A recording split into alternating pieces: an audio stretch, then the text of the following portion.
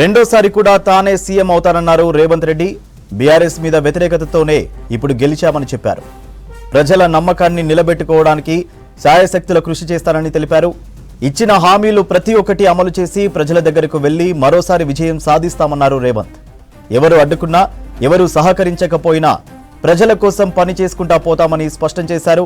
తాము అమలు చేసే సంక్షేమ పథకాల లబ్ధిదారులు కాంగ్రెస్ ఓటు వేస్తారని చెప్పారు. ఇప్పుడు పరిస్థితి బాగా లేకున్నా ఎన్నికల నాటికి పరిస్థితి మాకు అనుకూలంగా మారుతుందని మండలి మీడియా చిట్చాట్లో తెలిపారు. రాష్ట్ర ఆర్థిక పరిస్థితి బాగా లేదని ప్రజలకు వివరిస్తామన్నారు సీఎం రేవంత్.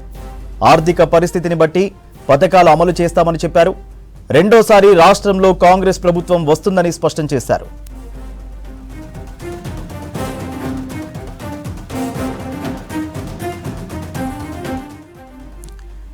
ప్రజలకు ఇచ్చిన ప్రతి హామీని నిలబెట్టుకుంటామన్నారు సీఎం రేవంత్. స్టేచర్ కాదు, స్టేట్ ఫ్యూచర్ తనకు ముఖ్యమని చెప్పారు. 25 లక్షల పైచీలకు రుణమాఫీ జరిగిందన్నారు. 1 కోటి మంది మహిళలకు ఖచ్చితంగా లబ్ధి చేకూరుస్తానని తెలిపారు. పథకాల లబ్ధిదారులు ఇప్పుడు మాట్లాడకపోయినా కాంగ్రెస్కే ఓటు వేస్తారని చెప్పారు.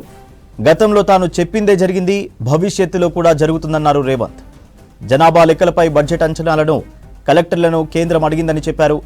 2026లో సర్వే పూర్తి చేసి 2027లో జనాభా లెక్కలు నోటిఫై చేస్తారనే అంచనా ఉందన్నారు.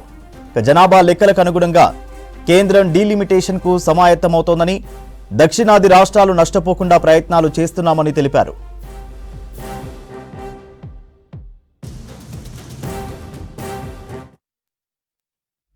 కేసీఆర్ 10 ఏళ్ల పాలనలో జరిగిన తప్పులను సరిచేస్తున్నామన్నారు సీఎం రేవంత్ రెడ్డి. కృష్ణా జలాల్లో తెలంగాణ హక్కులను ఏపీకి బీఆర్ఎస్ సర్కార్ తాకట్టు పెట్టిందని ఆరోపించారు. ఢిల్లీ పర్యటన పేరుతో ఎలాంటి దుబారా చేయడం లేదని స్పష్టం చేశారు. గవర్నర్ ప్రసంగానికి ధన్యవాదాలు తెలిపే తీర్మానానికి అసెంబ్లీలో సమాధానమిచ్చారు రేవంత్.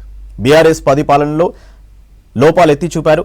ఆర్థికంగా ఇబ్బందులున్నా పథకాలు అమలు చేస్తున్నామని స్పష్టం చేశారు.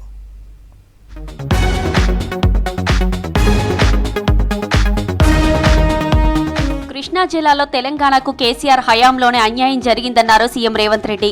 అప్పటి ఏపీ సీఎం జగన్ తో కలిసి ఒప్పందం కుదుర్చుకొని రైతులకు మరణ శాసనం రాశారని విమర్శించారు. పోతిరెడ్డిపాడు, ముచ్చుమరి నుంచి ఏపీకి నీరు తరలించకపోతే ఏం చేశారని ప్రశ్నించారు. తెలంగాణ హక్కులను ఏపీకి కేసీఆర్ తాకట్టు పెట్టారని మండిపడ్డారు. గవర్నర్ ప్రసంగానికి ధన్యవాద తీర్మానంపై సభలో సమాధానం ఇచ్చారు రేవంత్. 2 టీఎంసీలను 1 టీఎంసీకి తగ్గించి శ్రీశైలంకు తరలించడం వల్ల ఈ రోజు ప్రాజెక్టులు కట్టిన నీళ్లు తీసుకోలేని పరిస్థితి మనకు దాపురించిన మాట వాస్తవం కాదా అధ్యక్ష? రాష్ట్రాన్ని కేసీఆర్ అప్పుల కుప్ప చేసి తమకు అప్పగించారన్నారు సీఎం రేవంత్ రెడ్డి. అప్పులు చెల్లించేందుకు తాము మళ్లీ అప్పు చేయాల్సి వస్తోందని చెప్పారు. 2023-25 వరకు 1,58,000 కోట్ల అప్పు తెచ్చామని, అందులో కేసీఆర్ చేసిన అప్పులు 88,000 కోట్లు చెల్లించామని తెలిపారు. మిత్తి కింద మరో 64,768 కోట్లు చెల్లించామన్నారు. తెలంగాణ అప్పు 7 లక్షల కోట్లకు చేరిందన్నారు రేవంత్ రెడ్డి. 1/12/2023 నుంచి 28/2/2025 1,58,041 కోటి అప్పు తెచ్చినాం అధ్యక్ష.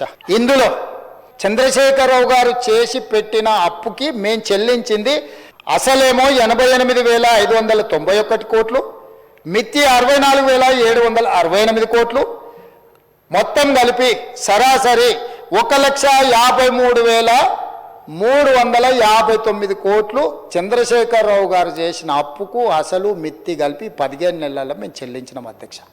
కమిషన్లు ఇచ్చే కాంట్రాక్టర్లు, దావతులు ఇచ్చే వాళ్లే బీఆర్ఎస్ పార్టీ దోస్తులన్నారు సీఎం రేవంత్ రెడ్డి.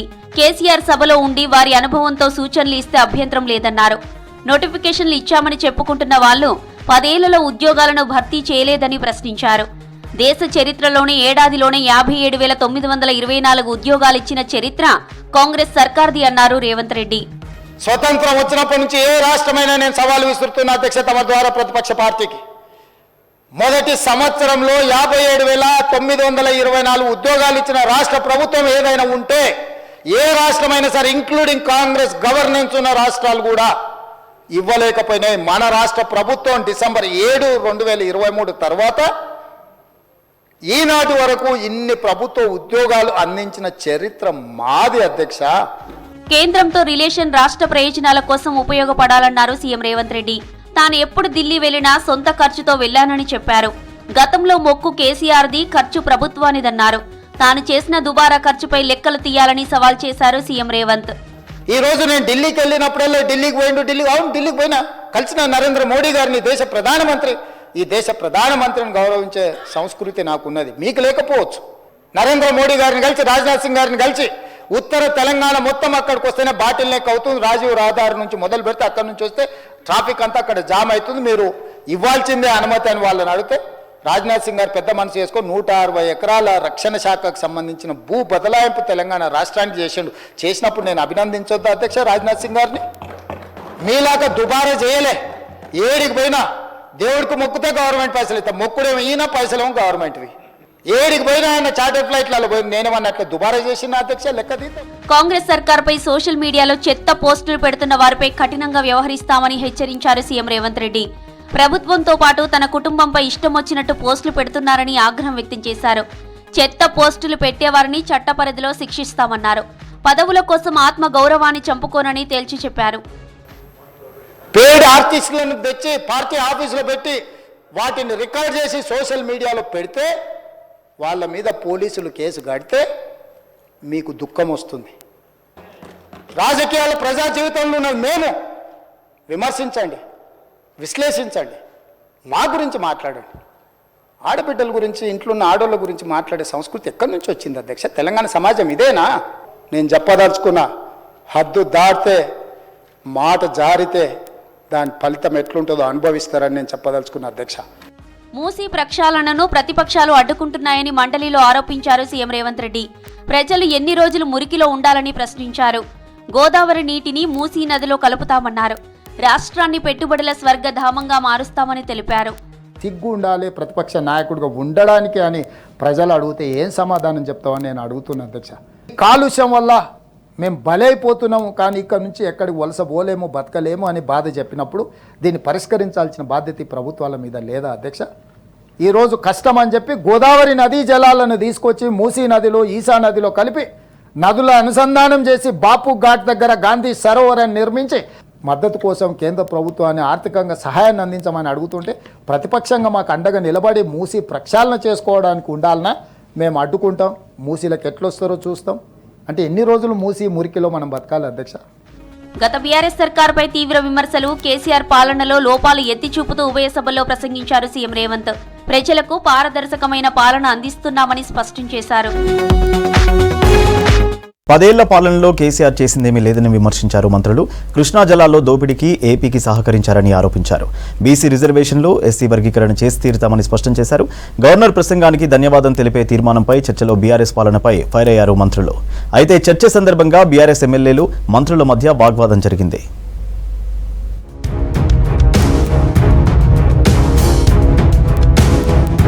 విద్యాశాఖను ముఖ్యమంత్రి రేవంత్ రెడ్డి సమర్థవంతంగా నిర్వహిస్తున్నారన్నారు డిప్యూటీ సీఎం బట్టి విక్రమార్క.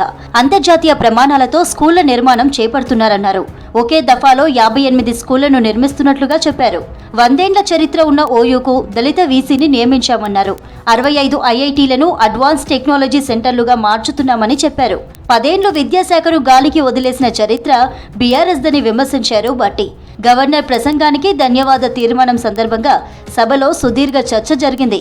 ముఖ్యమంత్రి గారు విద్యాశాఖ చూస్తున్నారు, వారి సమయం లేదు, ఏమి పట్టించుకోవట్లేదు అని అంటారు. ఇది కరెక్ట్ కాదు అధ్యక్ష.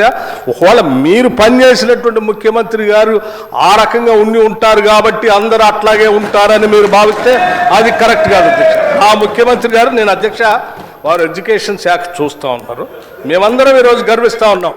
కృష్ణా జలాలను ఏపీకి అప్పనంగా అప్పగించిందే కేసీఆర్ అన్నారు మంత్రి ఉత్తమ్ కుమార్ రెడ్డి. కృష్ణా జలాల్లో టెలిమెట్రీ పెట్టాలని తాము డిమాండ్ చేశామని తెలిపారు.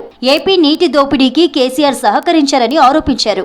తెలంగాణ రైతాంగానికి మేలు చేసేలా చర్యలు తీసుకున్నామన్నారు మంత్రి ఉత్తమ్. కృష్ణా నదీ జలాల విషయంలో హరీష్ రావు గారు ఇరిగేషన్ మంత్రి ఉన్నప్పుడు, కేసీఆర్ గారు ఇరిగేషన్ మంత్రి ఉన్నప్పుడు 811 టీఎంసీలు ఆంధ్రప్రదేశ్కి 512 ఇచ్చేయండి, మాకు 299 సరిపోదని 10 ఏళ్ల పాటు సంతకం పెట్టింది. మేము వచ్చిన తర్వాత వాళ్ళు ఒప్పుకున్న దాన్ని మేము రీఓపెన్ చేసి తెలంగాణకి ఇది అన్యాయం, ఇది మేము ఒప్పుకోం, ఆ సబ్జెక్టు రీఓపెన్ చేసిన విషయం కూడా నేను మీకు మనవి చేస్తున్నాను. బీసీ రిజర్వేషన్లో ఎస్సీ వర్గీకరణ చేసి తీరుతామన్నారు మంత్రి ఉత్తమ్ కుమార్ రెడ్డి. ఎస్సీ వర్గీకరణపై సుప్రీం ఆదేశాలను పాటిస్తామని స్పష్టం చేశారు. తెలంగాణ కులగణన చేసినట్లుగా ఏ రాష్ట్రం ఇంత పకడ్బందీగా చేయలేదని తెలిపారు. బీఆర్ఎస్ చేసిన సమగ్ర కుటుంబ సర్వే అసెంబ్లీలో పెట్టారా అని ప్రశ్నించారు ఉత్తమ్. ఎస్సీ కేటగరైజేషన్ అమలు చేస్తుంది ఈ రోజు మా కాంగ్రెస్ ప్రభుత్వం చెప్పి నేను మనవి చేస్తున్నా.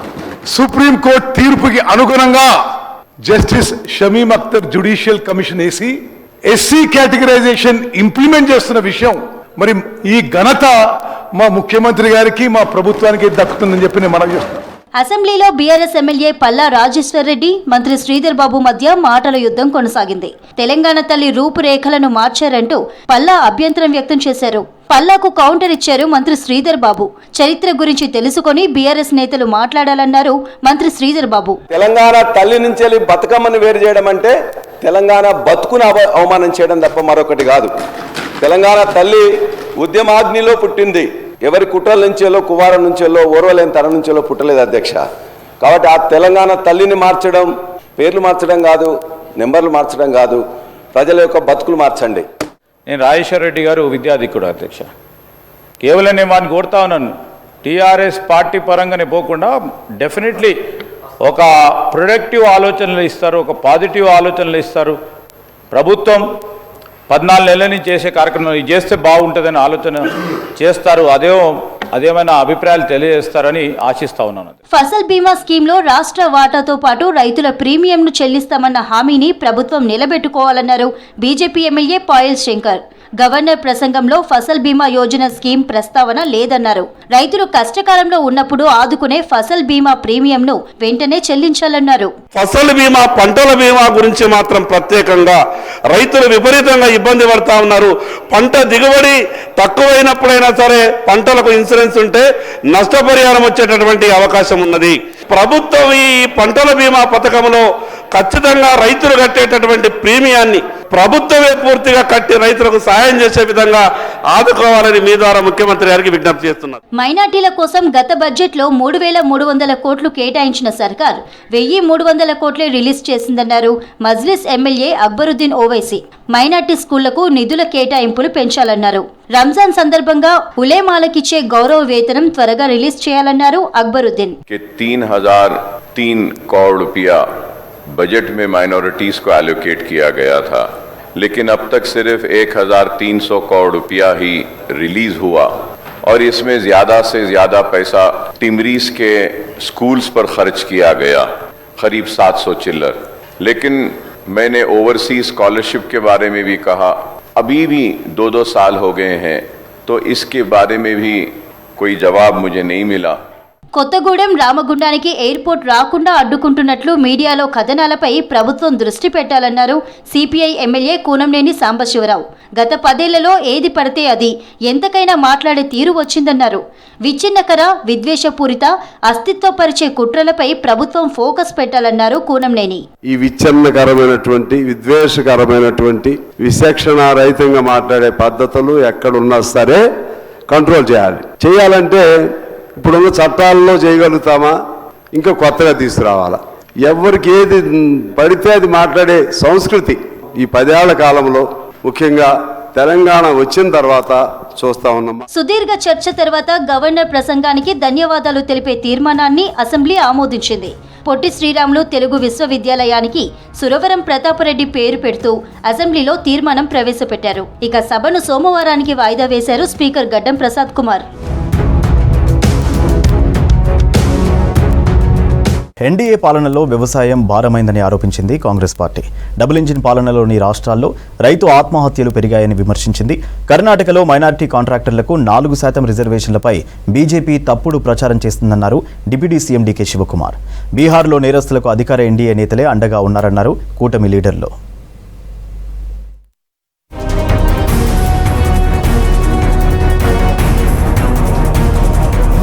ప్రధాని మోదీ పాలనలో వ్యవసాయం భారంగా మారిందని ఆరోపించింది కాంగ్రెస్ పార్టీ. మహారాష్ట్ర సహా అనేక బీజేపీ పాలిత రాష్ట్రాల్లో డబుల్ ఇంజిన్ ప్రభుత్వాలు రైతుల సమస్యలు పట్టించుకోవడం లేదని తెలిపింది. యంగ్ ఫార్మర్ అవార్డు అందుకున్న మహారాష్ట్ర రైతు ఆత్మహత్యకు బీజేపీయే కారణమని విమర్శించింది. ఎంఎస్పీతో పాటు సాగునీటి వసతులు కల్పించడంలో కేంద్రం విఫలమైందన్నారు. పీఎం మోదీకి రైతుల కంటే అదానీ లాంటి బడా వ్యాపారుల సంక్షేమమే ముఖ్యమంటూ ట్వీట్ చేసింది కాంగ్రెస్. देश में किसानों की हालत बद से बदतर होती जा रही है. हर किसान परिवार पर औसतन 74,000 रुपए का कर्ज बकाया है. न किसान आत्महत्याओं की संख्या में कमी आ रही है, न आंदोलन करते किसानों की मांगें पूरी हो रही हैं.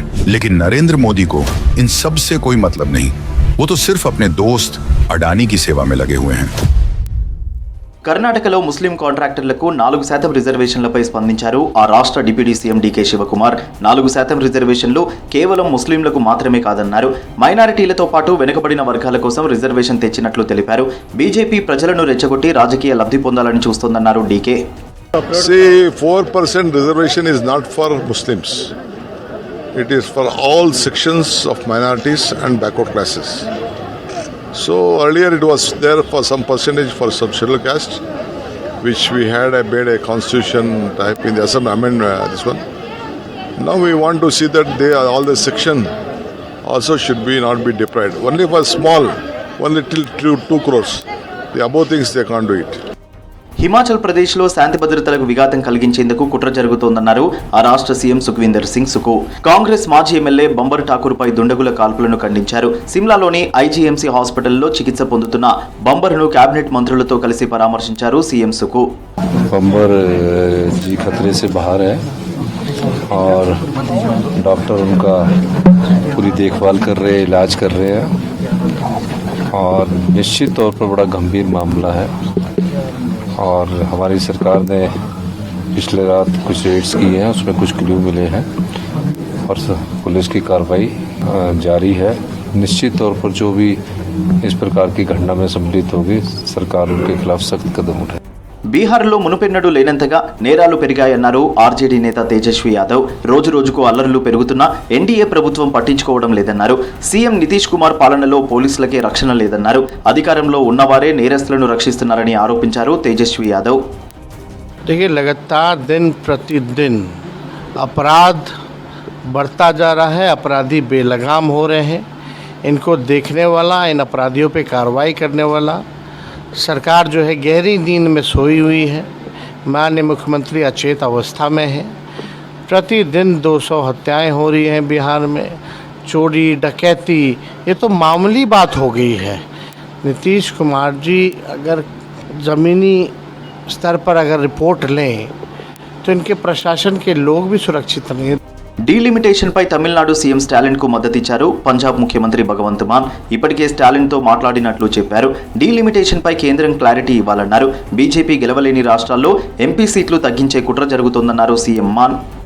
मतलब जे तमिलनाडु ਦੇ ਘਟਾ ਰਹੇ ਨੇ ਕਹਿੰਦੇ ਵੀ ਆਬਾਦੀ ਘਟ ਗਈ, ਇਹਦਾ ਮਤਲਬ ਤੁਸੀਂ ਫਿਰ ਪਾਪੂਲੇਸ਼ਨ ਕੰਟਰੋਲ ਦੇ ਅਗੇਂਸਟ ਜਾ ਰਹੇ ਹੋ ਵੀ ਆਬਾਦੀ ਘਟਾਉਣੀ ਨਹੀਂ ਚਾਹੀਦੀ ਸੀ ਉਹਨਾਂ ਨੂੰ. ਠੀਕ ਹੈ ਨਾ. ਸੋ ਇਹਨਾਂ ਦੀਆਂ ਕੋਈ ਹੋਰ ਅਗਲੀਆਂ ਇੱਧਰ ਉੱਧਰ ਦੀਆਂ ਚਾਲਾਂ ਨੇ ਕਿ ਆਪਦਾ ਏਰੀਆ ਵਧਾ ਲਓ, ਜਿੱਥੋਂ ਨਹੀਂ ਜਿੱਤਦੇ ਉੱਥੋਂ ਘਟਾ ਲਓ, ਹੈ ਨਾ, ਤਾਂ ਕਿ ਪਰਸੈਂਟੇਜ ਵੱਧ ਜੇ. ਤੁਸੀਂ ਪੰਜਾਬ ਦਾ ਵੀ ਅਸੀਂ ਅਫਸਰਾਂ ਦੀ ਡਿਊਟੀ ਲੱਗੀ, ਅੱਜ ਪਤਾ ਲੱਗ ਜੂਗਾ ਕਿ ਪੰਜਾਬ ਨੂੰ ਕਿੰਨੀਆਂ ਸੀਟਾਂ ਵਧਾ ਰਹੇ ਨੇ ਜਾਂ ਘਟਾ ਰਹੇ ਨੇ ਜਾਂ ਕੀ ਕਰ ਰਹੇ ਨੇ. ਉਸ ਤੋਂ ਬਾਅਦ ਡਿਟੇਲ ਦੇ ਵਿੱਚ ਪੜ੍ਹਨਾ. తమిళనాడు రాజకీయాలపై జనసేన చీఫ్ పవన్ కళ్యాణ్ కు అవగాహన లేదన్నారు డీఎంకే నేతలు. 1938 నుంచే హిందీ వ్యతిరేక ఉద్యమం జరుగుతోందన్నారు. మాతృభాషలో బోధనతో ప్రజలకు మేలన్నారు. ఏదో ఒక విధంగా బీజేపీకి మద్దతు ఇవ్వాలని పవన్ ఆరాటపడుతున్నాడని విమర్శించారు.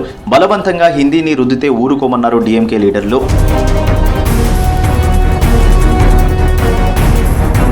ఇవి బులెటిన్ అప్డేట్స్.